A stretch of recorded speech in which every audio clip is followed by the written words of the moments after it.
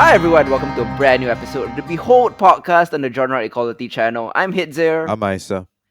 and as we mentioned on our previous Genre Equality episode, we are now on YouTube, so do give us a like, subscribe, follow, click that bell for notifications because YouTube is our way forward, and I'm glad to see that a few people have migrated over from Mixcloud to YouTube. But if you do want to listen to our Mixcloud, it's always there. Our archives are all there for you. But YouTube is just like a nice little alternative for us, and this was like Isa's idea to put us on YouTube, and I'm glad that we finally did it. Yeah, it just made sense in terms of like we're gonna be doing this regardless of what platforms we're on, so we might Yep. as well be on as many platforms as possible, just for ease of access. I think, Mm-hmm. especially for people who listen to us every month. And if you're on your desktop and you're working from home, I think it's a lot easier to be playing us from YouTube. It's just more convenient that way. Yeah, and notifications, and if you subscribe and you press the bell button, then you get notifications whenever we upload something, so I think it just makes it a lot more accessible. Yeah, definitely, man, definitely. Of course, in the future, we're thinking about doing video as well, but that is a bit like distant in the future. Yeah. Currently, like video is definitely possible, and we'll definitely be looking into that. It's just that I'm a little lazy to do video. It requires editing. It requires me to like dress up and like look good and things like find like a nice background. It's like a lot of little things. Right now, I'm literally like lying down on my bed and talking, so it's just very chill and very conversational. Yeah, yeah. With video, and there needs to add like a bit more formality to it, and I don't know, I'm just not ready for it yet. I guess, or we could always do it like very casual Twitch style, where we still do the same thing with video, but we're all on our beds. Fair enough. That's true. That's true. Yeah. Anyways, for this week's episode of Behold, we'll be delving into Latin American cinema. Yes, that's right. We'll be talking about City of God. We'll be talking about Wild Tales. We'll be talking about Roma. So we'll be going from the favelas of Brazil, Yep. all the way to a very interesting, a wildly amoral anthology film called Wild Tales from Argentina. And then we'll be going into an intimate portrait of the life of a Mexican maid or nanny Yeah. in Alfonso Cuarón's masterpiece. Um, I wanted to delve into Latin American cinema because I feel like this is a particular region that I've been very interested in lately, Hmm. and because like we don't necessarily spotlight it as much as North American cinema, for Yeah, example, for sure. or Asian cinema. There are a lot of great Latin American films from prior to of the 21st century, from the 20th century. But I thought, as a gateway drug, to get you into the Latin American feel, I thought I would pick some 21st century titles that are great. And sometimes there's a bit of a barrier when it comes to older films, as we've Hmm. talked about before. Yeah. So I thought some of these newer films will be easier for you to get into, and then maybe you can delve into some of the older Latin American cinema. Brazil, Argentina, and Mexico are traditionally the powerhouses Yeah. of that region, and which is why I picked these three particular films. Um, you haven't seen City of God in a long time, right? But do you remember like the big splash that City of God made in the early 2000s? I feel like it was one of Brazil's first big exports into international cinema, where everybody started, noticing Brazil as a powerhouse in the region. Yeah, I do remember, right? Like I didn't catch it in cinemas per se. I Mm-hmm. think when it came out in 2002, still relatively young, so didn't really quite that. I do remember reading about it, just Yep. in general, with some of um the film blogs that I was following at the time. When blogs Mm. used to be a thing. But it has been a long time, right? Because I remember the first time I watched it, I borrowed the video from Video Easy, I think, Yeah. and then Yeah. later on I purchased the VCD, which I think I still have somewhere in the house. Mm. Um, I'm not sure where. So just to give you an idea of how long it's been, but of course, a phenomenal movie, right? And one that kind of sticks with you for a really, really long time, and perhaps one of the best opening sequence ever shot. Um, but yeah, it's been kind of ages. But I still remember some of it. Mm-hmm. And I think it more importantly the kind of like impressions that it left as a piece of film is kind of the more important point than the actual details of the story itself. Oh, 100%. City of God, obviously, one of the best films coming out of Brazil and one of the best gangster films of all time. I was kind Mm. of debating whether to put City of God here or in our next episode, but I figured like it belongs better here because it's, one of the peaks of Latin American cinema. Yeah, for sure. And if you've seen the film or if you know anything about the film, that the irony of calling the movie City of God will not be lost on the viewer. Hmm. City of God is called City of God because de Janeiro, is a big Catholic city, with the big statue and everything, right? But the location in question in this film, the slums, or as locally known, the favelas of Rio, is at the best of times purgatory and like at the worst of times, like straight up hellish. Hmm. God is nowhere to be found. Poverty is a way of life. Greed, drugs, violence rule the streets. The latter is so pervasive that when a gang war erupts, prepubescent children arm themselves with automatic rifles and join the fray. The ability to use a firearm in the city of God is more important and a more prevalent trait than the ability to read or write. That is the kind of situation that people who grew up in the Yep. favelas of Rio face. The thing is, City of God is not glamorized, it's not fictionalized. City of God is actually based on actual events that occurred in Rio de Janeiro during the 60s and the 70s, which formed the factual background for Paulo Lin's novel of the same name, which Hmm. this film is based on. In adapting the source material from the written page, director Fernando Meirelles has crafted a distinctive film, one that takes us into the streets with an unsurpassed intensity and immediacy. Mariah's style is ripe with fast cuts, handheld camera sequences, other instances of visual potency. The 60s sequences and the 70s sequences have individually unique looks. The former are viewed through an orange and brown filter. Yeah. The latter boasts, more slightly desaturated colors. The single most memorable scene involves a murder that is lighted by a strobe in a nightclub, Mm. making everything occur in jerky slow motion. It's a really visually sumptuous film, but the storyline wise, it is not straightforward. The movie tells the tale of the rise and fall of a fearsome sociopath gang leader called Lil Zay, who has reigned as king of the drug lords during the 70s.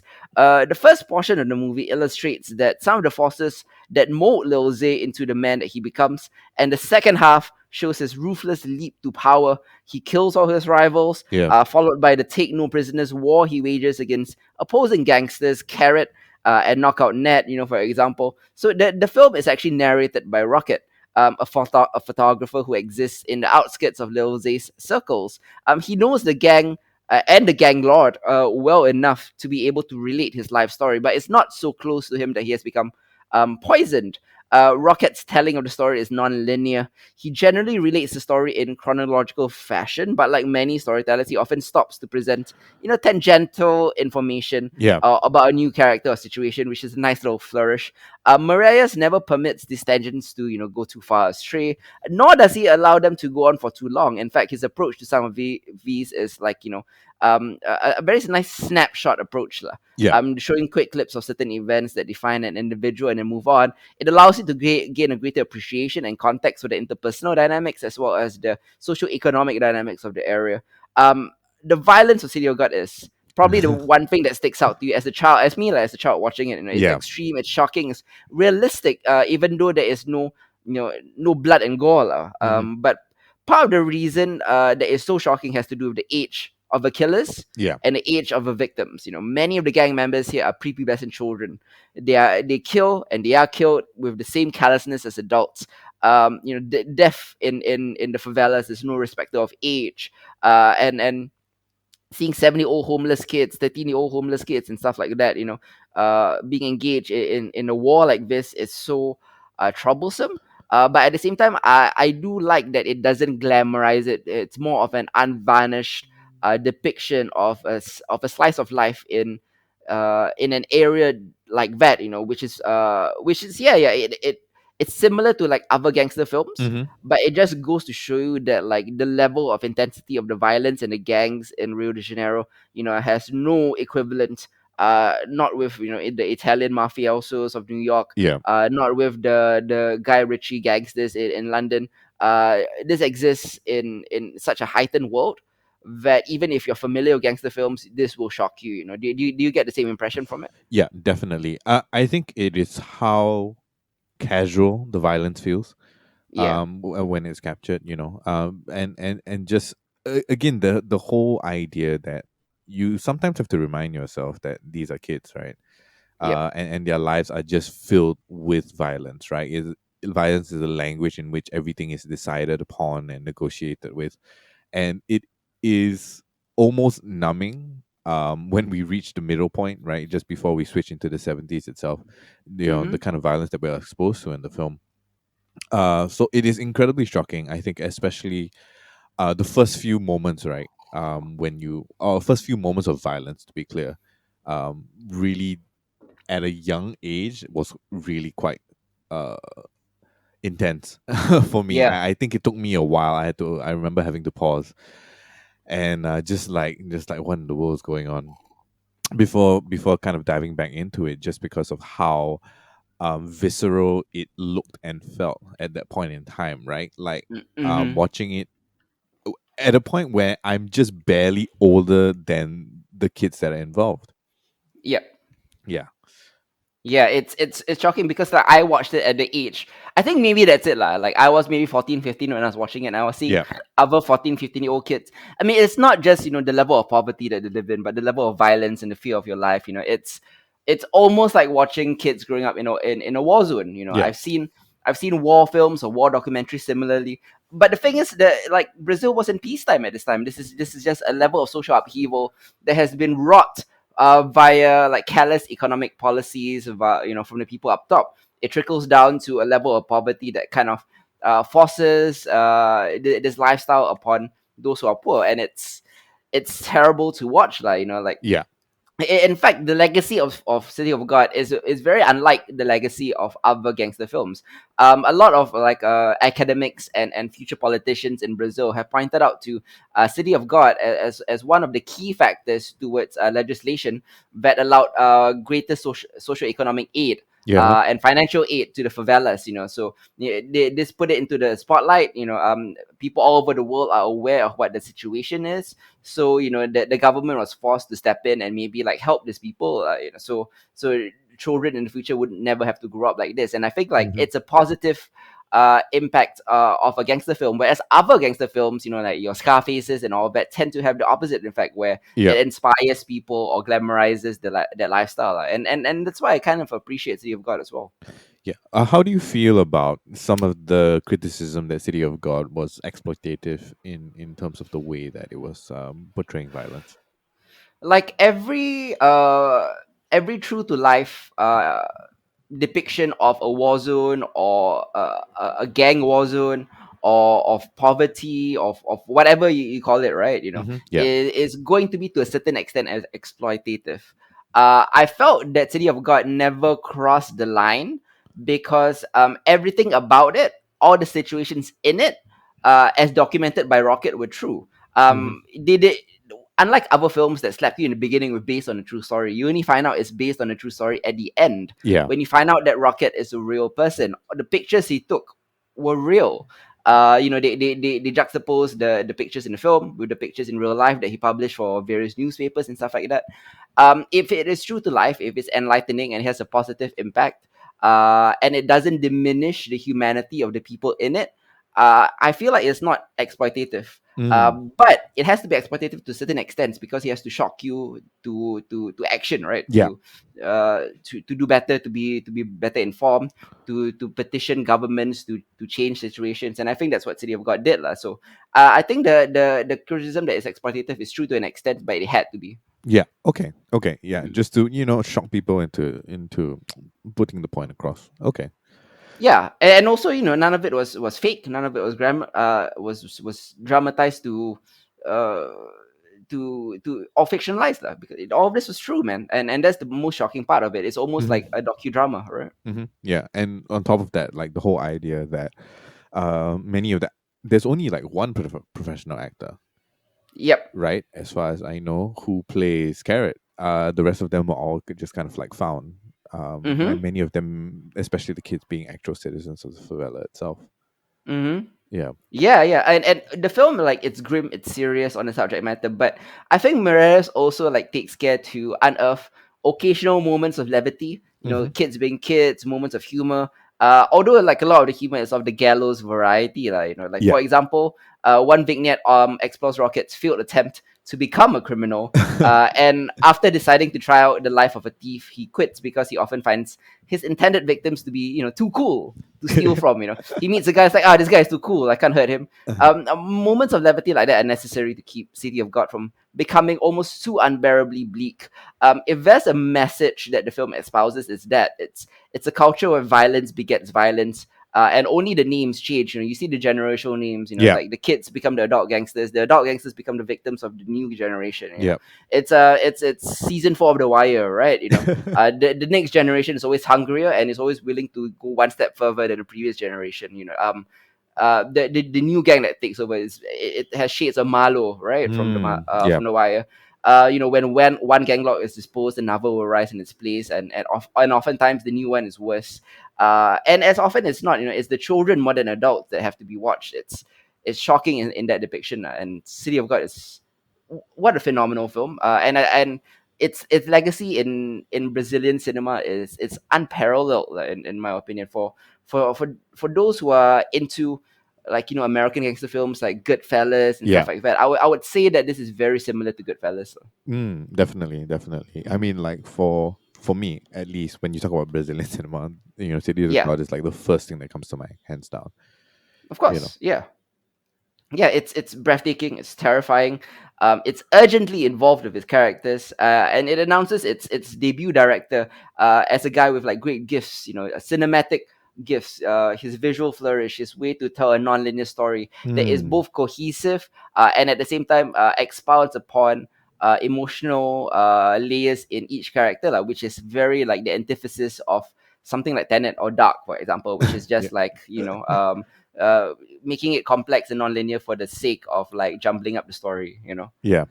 Yeah, this was way more exhilarating and way more bracing, but at the same time, still sexy, still smart, still stylish and raw. Yep. It's fabulous, man. One of my favorite Brazilian films of all time. Yeah. For sure. For sure. Yeah, yeah. Any final thoughts on City of God before we move on to Wild Tales?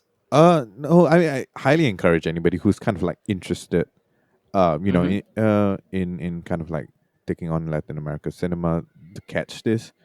Yeah. I think I still very clearly remember the whole like kind of sequence where the kid is trying to catch the chicken, Yeah. and the whole like panning thing. Mm-hmm. Yeah, it's just one of those scenes that like sticks with you, and like the whole movie is kind of filled with tons of that. Yep. So if you want something that is beautiful and heartbreaking and shocking all at the same time, with a very kind of like fascinating look at something very far removed from most modern day lives, City Mm-hmm. of God is definitely something to catch. Oh yeah, 100%. Next up, let's move on to Brazil's forever rivals.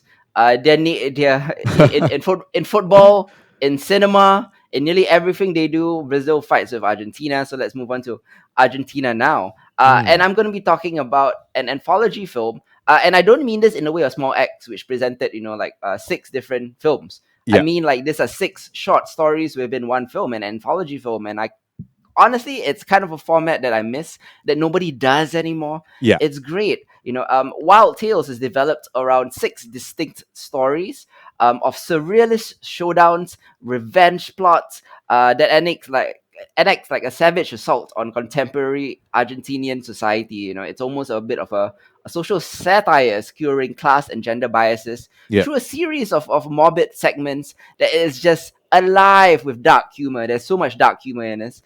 Blackly comic. It's great. It's both a comedy. Some parts of it are comedy. Some parts of it are drama. Some parts of it is melodrama. And the movie unfolds like one gasp-inducing story after another, and none of the stories ever overstay their welcome. Yeah. They all hit like a brick, and then you move on to another story that hits like a brick. perhaps even harder, a bigger brick, and they're all fantastic. You've recently caught Wild Tales. I haven't seen Wild Tales in like about 5 years, Yeah, but I've always recommended it whenever someone brings up Latin American cinema because I feel that like Wild Tales when I first saw it, that's such a breath of fresh air. It took me by such a surprise. I went to watch it at a projector randomly. It was one of those nights where like I don't know what to watch. Let's go yeah. watch Wild Tales. I think it was the Latin American film festival as well, South American film festival. I'm sorry, and I was just blown away by this film. You caught it recently. What do you think about Wild Tales, and do you have any favorite stories within them? Oh, yeah, yeah. Okay. I think Little Bomb is definitely my favorite.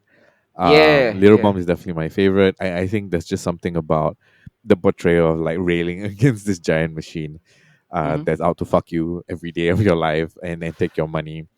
Yep. That I really kind of enjoyed. Um, some of them, I think, all in all, the shock factor is very different and very uneven. In Mm-hmm. that manner, just because of the very kind of unique stories that they're trying to tell. Pasternak, surprisingly enough, I actually caught the first story, Pasternak, Mm. before. So when I started watching the movie, I was just like, wait a minute, I've seen this before, right? And the whole idea kind of behind that was quite fascinating to me when I saw it as a short. I can't remember where, I can't remember when, but like I was watching, I was like, oh wait, I've seen this before. Mm-hmm. If anything, Pasternak to me feels like the odd one out of the bunch, right? Yep. The rest kind of have a much more clearer theme in terms of like vengeance and violence, Mm-hmm. and just trying to take control using vengeance and violence. Yep. Yeah, for sure. Definitely Little Bomb first. I did feel like the last one, which was, Was that the wedding? yeah, the wedding one. The wedding one was a little strange to me, right? Mm-hmm. Like if anything, that is like the epitome of like a toxic relationship to Mm-hmm. be. And all in all, like I think the strangest one and the one that felt the longest in terms of like trying to get to the point, right? Mm-hmm. Just the way that it unfolded, it kept folding back in on itself, and I'm not really sure if it was as neat as the rest of them. Mm-hmm. And the most shocking, I think, or the most like viscerally um felt for me was what's the car one called? What's the car one called? The strongest. The case of road rage, right? Yeah, the case of road rage. Yeah. Yeah. All in all, like these are like these very short stories that will stick with you for a very long time, just because of how like shocking some of the scenes are. Like you really don't expect it to kind of uh like escalate so quickly. Mm-hmm. And that when it turns out to be like that, you're just like, oh, what the fuck did I just watch? Oh, 100%. Yeah, the what the fuck factor is heavy in this film. Yeah, and Yeah. there's no catharsis for that, right? Like Mm-hmm. in every story in and within itself has this whole they are hmm, they're not morality tales necessarily, but they're all kind of like self-contained within them. There's no catharsis within that. There's a heavy dose of pathos with no catharsis. They Mm-hmm. end up being warnings in and within themselves that don't go anywhere because of the way that they end in particular. And I think like it's a very masterful way. You have to go about it in a very masterful way in order not to give the audience any sort of satisfaction, right, from what they're Yep. Yep. watching, right? Like this is absurd, this is violent. Revenge has its own kind of like fucked up way of getting back at you, Mm-hmm. and each one of those things, which with the exception of the first one, right, like kind of like Mm. plays out in a way that leaves you puzzled, like what did Mm-hmm. I just watch and what does it actually mean in the greater scheme of things, as an audience of watching a movie than anything Mm. else. Oh yeah, yeah. I think like in each little short film, the director Damien, I'm gonna butcher his name, Damien Zifron. He kind of positions the anticipation of gruesome outcomes and build ups. Like they're building up to some sort of abstract punchline. It's almost like watching comedy. You're waiting for like what is the punchline here, Yeah. and they always almost deliver, like, like one chapter begins with a waitress who's urged to put rat poison in the food of a customer who traumatized her childhood, but that concludes in a very shocking way. A later installment, like as you mentioned, is exclusively set on a desolate bridge. It finds two men gripped by a case of road rage, that takes a series of grotesque turns that are both like gory and scatological. This segment, I think, in particular, illustrates Damien's brilliant investment in shamelessly upping the ante at every moment. Like Yeah. taking the quote unquote crime or passion trope concept to delirious heights with an ongoing brawl. That suggests like an uber violent sort of like live action Wile Coyote and Roadrunner type of story. I see violence everywhere, like one character says, right? Effectively, like stating the movie's like mission statement lah. Yeah. I like that the director makes no cheeky attempts to merge the mini stories, but I Mm. think like no single entry follows the exact same beats either, which keeps Yeah. it fresh with every story. Hmm. Um, I think like judging by the themes of the movie, like it is bizarre, it is heightened, but like a lot of Argentinian movies like this one I've been seeing are like using black comedy to kind of tackle the country's kind of backward social constructs and Yeah. bureaucratic hang-ups. Yeah, it's a bit horror, it's a bit comedy, it's a bit drama. But it never feels disjointed, despite its tonal shifts. And I think the bold gambles that the director takes with every mini film is really great, and it pays Hmm. off. Hmm. Like despite the rampant silliness, right? I think like no scene is too far from a legitimate observation. It's heightened, but there is like the kernel of truth in there, like everyone wants these guys to get what they deserve, is Yeah. what the scheming waitress says as she plots to fight back, but no one lifts a finger. And when one figure, attempts to, wipe his hands from off his position, less admirable aspects, by playing the job card, he's told that, people who work for villains are also villains. Hmm. It's sustaining this level of insight with a steady blend of comedy and suspense. I think Wild Tales like finds everyone seeking an outlet for their rage, and in many cases relishing the fantasy of achieving it. It adheres to an internal logic that makes each punchline land with a Mm. satisfying burst of glee, but at the same time also like asking you like, why are you laughing at this? Yeah. But nevertheless, the movie stems from like this genuine fury aimed at a broken world. It's a rare storytelling endeavor that manages to be like profoundly tragic, but at its core laughably absurd. You will enjoy it from a comedy standpoint. It's fantastic in that way. Like I loved all six stories. I love the themes. Obviously, clearly the theme of violence and vengeance is what connects the accounts. It's this kind of fuzzy boundary that separates like civilization from barbarism. The vertigo of losing your temper and the pleasure of losing control Yeah. are the themes of these stories. Like, and even if you strip aside the social or political aspects of it, like everyone internally has had those moments where you kind of wish that you could lose control, like some of these people, like like strip away that veneer of civilization, Yeah. like what the Joker says, right? Strip that away, they will eat each other, right? It's that concept, like that animalistic feature. That is what makes this movie engrossing as a sort of like wish fulfillment, but at the same time also showing you the consequences of what would happen if you actually, deem to step across that edge. Yeah, it's great. Like I loved it. Mm. The pleasure of reacting and the pleasure of reacting towards injustice, Yeah. is so subversive, but at the same time also warning you that like this may not be the route. This may not be the best route lah, Yeah. to getting justice. Yeah, for sure. Do you have a favorite? Oh man, road rage one is favorite. Uh-huh. I'm not gonna like even pretend to say the Spanish titles. I'm just gonna say like the road rage one. Yeah. I like the loan shark one, which is really good as well. Uh-huh. And yeah, the Bombita, which I can pronounce, Yeah. following the demolitions expert. Yeah. That one is probably my favorite as well. Yeah. Yeah, for sure. I think those three, for sure. Hmm. Yeah. The hit and run one um was was good, right? But Hmm. but it was the only one I think that the ending kind of caught me off guard. Yep. Yeah, just because like very little kind of happens until the end. Mm. But yeah, definitely like those three stand out to me for sure.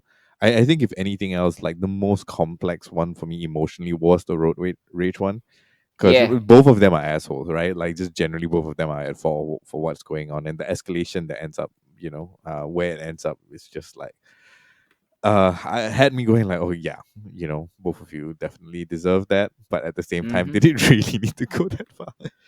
Mm-hmm. Yes, they did. Did they really need to go that far? But at the same time, if you're in that position, like you have that temptation to Mm, to, to up the ante a bit, like fuck this guy, yeah. yeah, like I get the temptation, and that's what this thing is, right? It's like this story of like various stories of like, what are people? People are fucking nasty animals Yeah. when they're pushed to their limits, right? Like there's no telling what we will do when we're put in a situation, and it's bizarre. It's often absurd, but at the same time has that like kernel of truth, because inside you, like, you might do something like this, or you at least have the temptation to do something like this if put in that situation, right? Yeah, yeah. Or at least Yeah. considered it. Yeah, for sure. Yeah, at least consider, like, it's a very exuberant whole, like tying together that theme, and that's why I feel like you should watch Argentina's Wild Tales. Like, it may not be like Argentina's best film. Argentina has had like a long history of great films, Mm-hmm. like Motorcycle Diaries, for example, and stuff like that. But this is one of the best, and one of the best of at least of recent years. Yeah. Definitely, highly recommended if you have like very little time, because it's a short watch. And also, like, you can break it up into episodes, like into Yeah. short 15-20 minute episodes that you can watch sequentially, or you can watch, if you have if you take like a couple of days break, you can come back to it very easily. Yeah, this is a very easy watch. I really love this movie. Me too. Yeah. Any final thoughts before we move on to Alfonso Cuarón's Roma? No, I think that's about it, right? I mean, it's like Hmm. 2 hours of your time. Why not?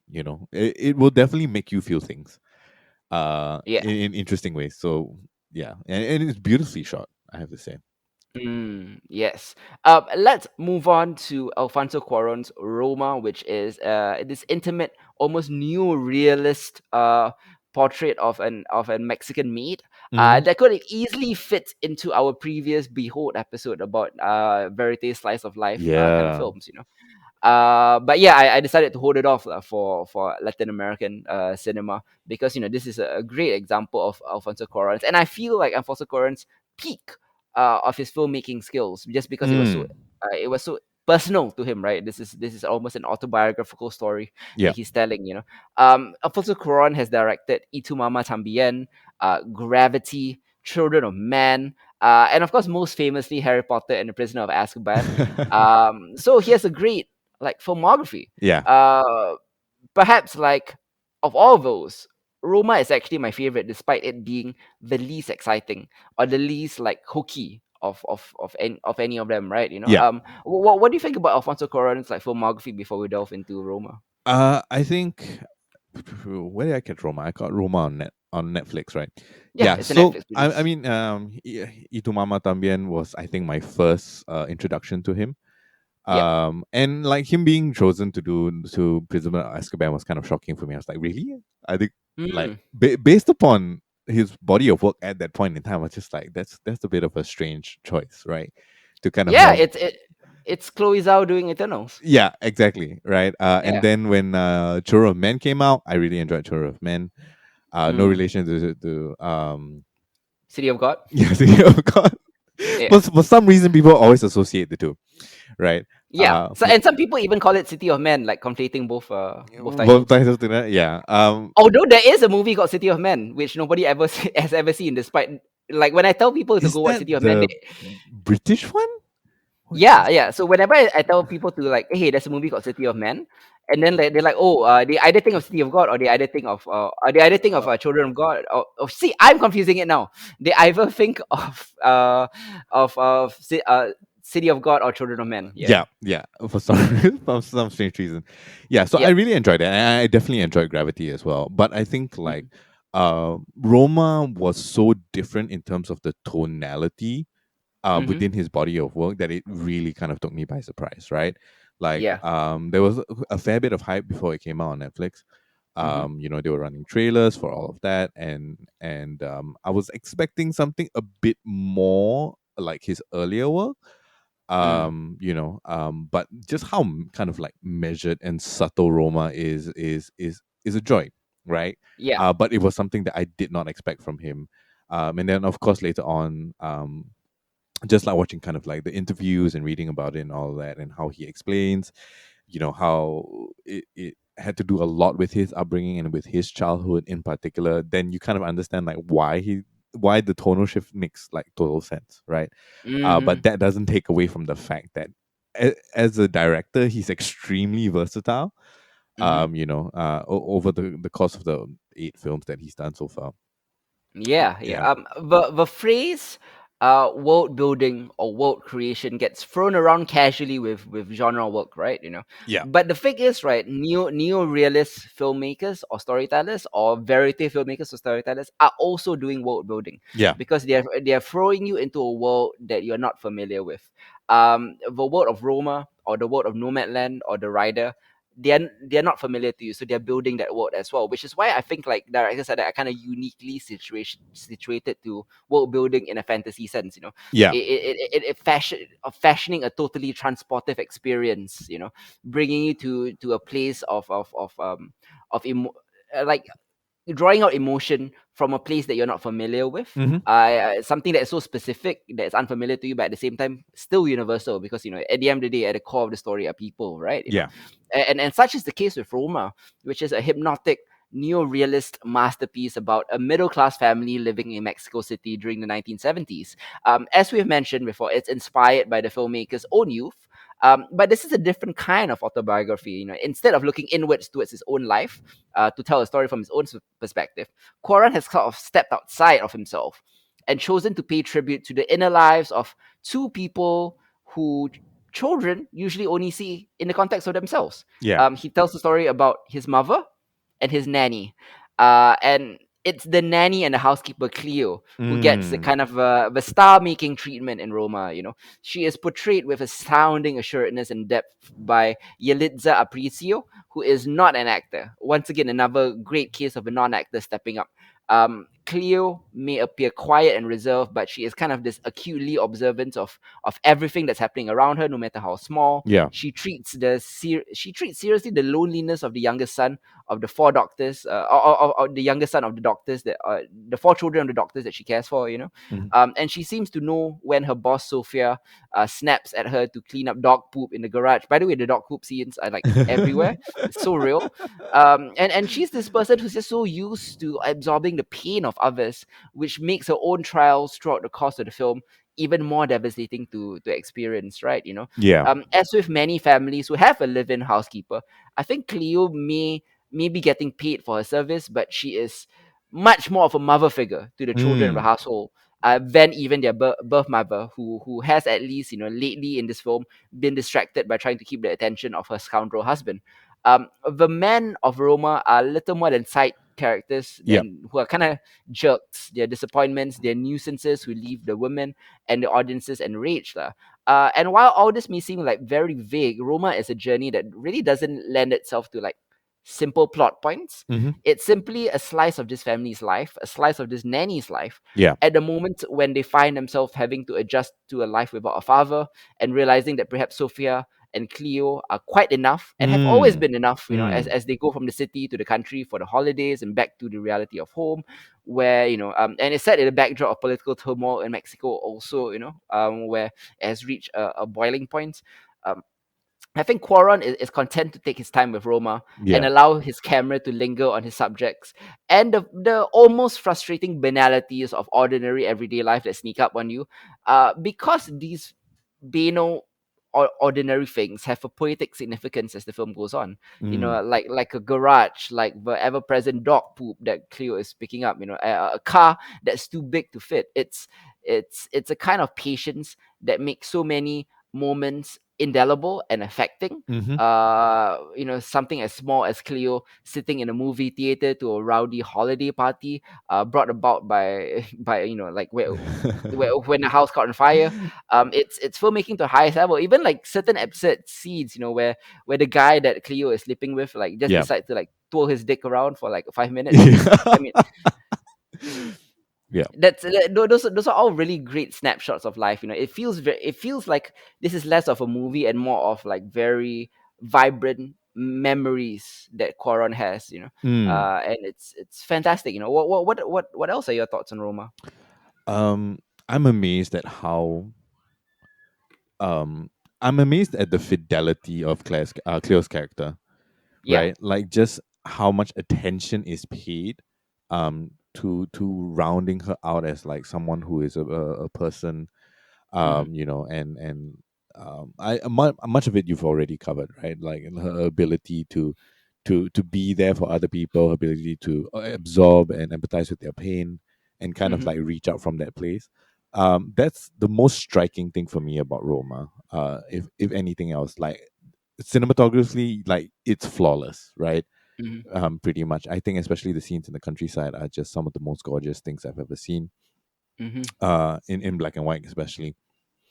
And but the perform Cleo's performance and just the way that she's captured on film Mm-hmm. is like I feel like I know her, like personally on a deep level after Mm-hmm. I was done with the film itself, and that felt it was fascinating because like it's kind of a rare thing, right, in film for to have a singular character that is that you know um detailed and fleshed out through the lens. Mm-hmm. Yeah, yeah, 100%. Like, do you feel like this film almost sort of reminds you of Ilo Ilo? Yes, Yeah, yes, it does. similar, right? Yeah, Yeah. it definitely has a similar effect. Yeah, I Um, mean, like the filmmaking is very different, oh but yeah, entirely. thematically it's similar. Yeah, Yeah, thematically it's it's about similar. it's about a maid, who raises you, and how sometimes that nanny or maid is just more of a mother or more of a parent to you than your actual parents. And that's kind of what like Quaron is going here for, Yeah, a character that's basically based on the maid that raised him. And I'm glad that he remembered her in this way, in such a loving way, and I'm glad that Yelitza Aparicio has managed to capture the performance so fantastically. Yelitza Aparicio, like, joins the Hall of Fame of, like, non actors who have brought in to star in films. Like yeah, we mentioned, like Brady, Jean Rao in our previous film, like with the Rider and stuff like that. It always amazes me that non actors can capture something like this, lah. yeah. It's kind of Perhaps, mind blowing. I think the thing is that yeah. with the rider, I went into that knowing that he was a non actor, right? But here with Mm-hmm. Roma, right, it never crossed my mind. At any one point in time, it never crossed my mind because I hadn't read up before that or anything of the sort. And Yeah. finding out later was like kind of mind blowing, right? I was like, really? Mhm. Are you serious? Just because there are things that I don't know, in her effort to portray Cleo, Yeah. there are things that I think even professional actors struggle with that she does so effortlessly, Mm-hmm. and it just makes it for such an enjoyable watch. Yeah, like Roma is this great reflection of a vanished era. That's one point of it, 70s Mexico. But it's also this loving portrait of a loved one painted from memory. Yeah. And Quaron never loses sight of Cleo, who is the movie's heart. The movie isn't about the kid, isn't about like a young Alfonso Cuarón stand-in. It is about the meat. And that's so great. It's such a compassionate love letter uh to his nanny, lah. And Quaron is such a superb craftsman. Like, Mm, technically, I hmm. think his real gift is that he puts human nature above filmmaking. Sometimes, Yeah. when someone would like to insist on a flourish or insist on something dazzling, he wants to linger on the person. Yeah. And Quaron follows in the tradition of neorealist filmmakers, like, in that way. Very exciting. He's very Chloe Zhao like in that way, Mm. and he can be like, although at the same time he can make something like Harry Potter, and he can make something like Children of Man, stuff like that, lah. The way that we get to know Cleo through her everyday details Yeah. is so fantastic, even though there is no real narrative drive to it. But some of the things that happen to Cleo are painful to watch. Yeah. She's sometimes forsaken by someone she should be able to trust. Even her role in the family, which is the most secure relationship in her life, she's an outsider there. Hmm. But only to a point. She's an outsider when it's convenient. And Cora never betrays Cleo, like, and he doesn't betray the viewer either. He finds a place for her to belong, Mm-hmm. and we need to watch her as much as she needs to be recognized. In Mm. the last half hour of Roma, I realized that like, like you said a few hours ago, I didn't know a character named Cleo existed, Yeah. but now I want the world for her, and that's the magic of this glorious, tender, acutely observant picture slash memoir that is made by Quaron. He stands off to the sides or in the shadows, and he beckons us towards watching this forgotten figure, or figure that most of us would not pay attention to, Mm-hmm. and invites us to have empathy, uh, real generous empathy for a person like that, and that's why I love Roma, and I felt actually like Roma should have won Best Picture that year. Yeah, for sure. For sure. Yeah, What was the competition for that year actually? let me see, Best Picture 2019. I'm just googling it now. Sorry, I'm doing this live. Yeah. Oh my god, it's the worst. Okay, I like this film, but it's not Best Picture. It's Green Book. Oh. Um I mean it was good, but yeah. Yeah, I have to agree with you. I think like yeah, Green Book. Mm-hmm. Mm. Green Book was good, but this is nah. Oh well. Oh well. Yeah, it's a bit, yeah.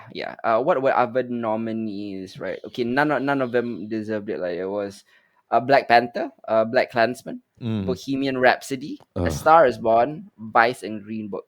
I think Black Klansman and A Star Is Born deserved to be there, but Roma not even being. I think Roma was nominated for Best International Picture. That's why Ah, it I see. wasn't. It wasn't until Parasite where they decided to break that rule Yeah. Yeah. for non-English language pictures to be nominated for Best Picture lah. And that's a shame. Roma should have been the first one to. In fact, there's a ton of non-English language films that should have been Best Picture Mm. for any particular year. Yeah, think about Portrait of a Lady on Fire, for example. For sure. Yeah. Which didn't get nearly the amount of attention that Parasite did. But yeah, oh well, there it goes lah. Yeah, Roma definitely deserved to win Best Picture that year, and I feel it was the best film of 2018. Mm. Any other like concluding thoughts on this neo-realist masterpiece that was Roma? I think one of the most impactful kind of things for me is that you get this very interesting snapshot of Mm-hmm. Cleo and the family she lives with and their life, right? Yep. Like, and for all intents and purposes, despite the fact that nothing much really happens, it is an adventure. I think, especially with the whole outing that they had to the countryside. Mm-hmm. But the most impactful thing for me is the ending where you go back to the normalcy that is established in the beginning in such an easy way, right? Like she goes back to Mm-hmm. do the laundry. Mm-hmm. And there's something about that was extremely heartening, for lack of a better term, right? Like this whole Yeah. idea that you have ups and downs in life, right? But for Cleo at least, like she goes back to a place that she's built, Mm-hmm. and it's very comforting in that way. And it was just a very very small thing, I think, that kind of puzzled me. It's like, oh wow, why did the ending feel so kind of like comforting and satisfying? And I think it had to do with the fact that we get this beautiful vignette of somebody's life, and a tribute to them in all these kind of like snapshots of memories. But at the end of the day, like that still falls into to the natural rhythm of the everyday, which makes it Mm-hmm. incredibly beautiful. Yeah, and it kind of like it doesn't beat you over the head with its like social political themes, like like Yeah. it's very observant in that way. Like I personally was not aware of racism slash classism that was in Mexico. Yeah. The like me being like a fucking moron, like Singaporean, like, I don't live there, I don't understand. I'm very ignorant about the class system there. Like I always thought that Mexicans were Mexicans, but like even in Mexico, there are like white Mexicans and then there are indigenous Mexicans. Hmm. Me completely forgetting like that, like the white Mexicans are like the Spanish colonists, right? Yeah. Who came over there, and that's why the classism exists. Like it is the brown Mexicans that often end up serving in the underclass. Hmm. Yeah, the whole like political revolution going on in the background also like kind of just serves as like a bit of a compliment Yeah. to the theme of the story, and not necessarily like beating you over the head with with with the politics of it, like, or the polemics of it. It's really good. Alfonso Cuarón, I think this has made a very special movie that that feels like it's an all-encompassing experience lah. It's a movie that, as I said, will transport you into another time and place. Mm-hmm. You will feel like you're living it. And if you loved films like Nomadland or The Rider, I think you will love Alfonso Cuarón's Roma, which sadly went underrated in Netflix. A lot of people like to watch stuff like Extraction or lah. The every time I see like the top 10 Netflix movies, I'm always very like, huh? But like, why is Mudbound not here and why is Roma not here? Yeah, that's kind of one of the things that annoys me a bit about the Netflix algorithm, right? Mm-hmm. For sure, the things that you watch, the things that you like, the things that you put on your list, those get right. I mean, like 80% of my Netflix is basically anime at this point in time. Yeah. It's like anime and indie films. That's basically like the majority of that. Mm-hmm. But again, because it's algorithmic, you don't get fed things outside of your kind of comfort zone, right? Unless you're going out of your way to say like, I've watched this, I really like this, and I want to kind of watch that as well. Yeah. So I'm curious to know, like, at the point in time in 2018 when it came out on Netflix, like I got Mm-hmm. fed that, right? I saw the trailer as something that was highlighted to me, Mm. but understandably so. I'm just curious, like, how many people actually saw that, Yeah, coming yeah. for them at all. It's a bit weird because I have a lot of friends who just went aware of the film lah. And Netflix should, since Netflix was pushing it for an Oscar campaign, right? They should have been pushing it harder, right? Yeah, yeah, you would think so, right? But maybe it has to do with the fact that they don't usually disclose how much they make off of a film, Mm-hmm. especially when it comes to like award season. Like so long as it's screened at least one cinema. Is that the current Yep. rule? Yeah, right. It needs to be screened at least once in New York and Hollywood. Yeah, In New York and LA. Sorry. yeah. So I mean, like outside of that, like I don't think like Netflix is so opaque in terms of like the way that they run the platform itself. So Mm-hmm. we'll Yeah, yeah. I am a little glad though that this year they seem to be changing it up a bit. I think they seem to be promoting a bit more of their art house features. yeah. This year like Ma Rainey Black Bottom got a huge push on Netflix, and Yeah. as well as the trial of the Chicago 7 as well. Mm-hmm, So is this kind of these kinds of films like if you're investing money to bring in these great filmmakers, why not showcase them like to more okay, critics are already gonna love this, like the yeah. art house film buffs are already gonna love this, but Netflix has such a big reach beyond these people that these things can become like transcendent hits lah. Yeah. And yet at the same time, as an executive, if I were an executive, I do see the fear of investing money in promoting Roma to the casual audience, because it's not something that would be. There's not like anything catchy or hooky about it, lah. Yeah. It's like okay, Parasite is an art house film, but Parasite has something that can capture everyone, like all demographics, Mm. just because of its thriller aspect of it, right? Yeah. Yeah. Yeah. Whereas Roma and Nomadland are a bit like, Yeah, but I mean, you don't know, right? Like, I think yeah, you don't know. you don't Yeah. know the platforms like Netflix and YouTube and all of that, and all or Spotify for that matter. Uh, like once upon a time, you use that as a platform for discovery, right? I think especially like before music streaming was a big thing. Like YouTube was one of the main ways that I used to find new music and new Music. people to kind of follow, right? And Yep. back then, the algorithm completely helped with that. I think Netflix being as accessible as it is, um, Mm-hmm. neighbors being a bit loud. Netflix being as accessible as it is, right, is the perfect way for someone to say like, oh, this looks interesting. Let me watch like 10, 15 minutes of it and see if I like it. And then you Yeah. discover that I really like Inverite Cinema, right? Yeah. Yeah. So I don't know. I mean, I kind of wish it changes up a bit more. I Mm-hmm. understand if things like the platform, for example, becomes like wildly popular, Yep. despite the fact that it is technically more fringe cinema, Mm-hmm. just because of the subject matter. But like, why not? Why not have the good documentaries and the slice of life like films and all Mm-hmm. of that, as something accessible so people can decide if they like it. Oh yeah. I mean, I agree on that 100% lah.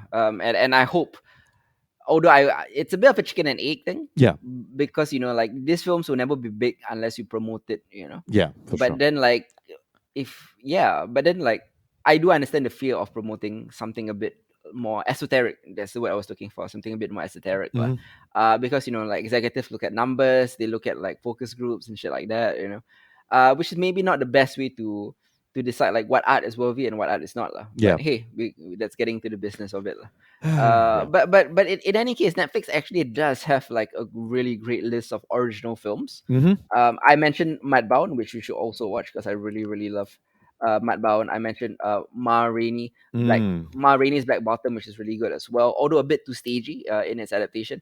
I Trial of the Chicago 7 is really good as well. What are your favorite Netflix original movies? Ooh, wow. Off the top of my head, Hmm. that's a bit hard. Um, Ma Rainey was really good. I definitely enjoyed that. I haven't watched Mat Bao. Okay. Um, hmm. Yeah, I'm struggling off the top of my head. But that being said, maybe we should kind of expand that. So, just as kind of a You've seen The Irishman? yes, I have. Yeah. Yeah, The Irishman is a Netflix original. Marriage Story is a Ooh, Netflix original. Marriage Story. Um, Okja is a oh, that's speaking of Bong Joon Ho. Yeah, Oh Okja yeah, is a Netflix original. Yeah. yeah. So I mean, there's like kind of a ton of stuff. Uh, Mhm. I think it's just because like I've been doing up the our anime recommendations, so I've been going through a lot more of the anime originals on Netflix more than anything else. Of which Oh, there are lots. there are a lot, and not all of them Yeah. are great. But yeah, so just like kind of like a mini preview for those of you that happen to be catching this episode. Hmm. I'm currently working on like a large spreadsheet of like anime recommendations that started out of things that you could watch on Netflix that are highly recommended anime wise. Yeah. That's kind of grown into its own monster, but we'll be releasing that fairly soon, just as like a searchable kind of database for anime that myself and his recommend that you can catch Yeah. like easily. We'll be posting that up on our socials in the coming weeks, so do keep a lookout for that. We'll be back in a couple of weeks though, Hmm. to tackle non-American gangster films. I am Uh, excited. Yeah, our main topic is Infernal Affairs, a Hong Kong gangster classic. We'll Yeah. be talking about a trilogy. We'll also be talking about the Raid duology, although I'll be focusing more on the Raid 2 Hmm. because the Raid 2 is more of a gangster epic, whereas the first one is more of a fight epic. Yeah. But of course, the Raid 2 is a continuation of the Raid 1, lah, so the story doesn't fit without the Raid 1, so we'll talk Mm. about Raid 1 as well. And, I will briefly mention that it's the greatest fight film of all time. Fight me on that. Like, you can't. You Yeah. can't Yeah. like John Wick bows down to the raid. That's Yeah, actually the only reason why we got some scenes from John Wick is because the raid existed. correct. And let's not forget that Dread just completely ripped off the raid. Yeah. Although Dread in itself was a great film too. Agreed.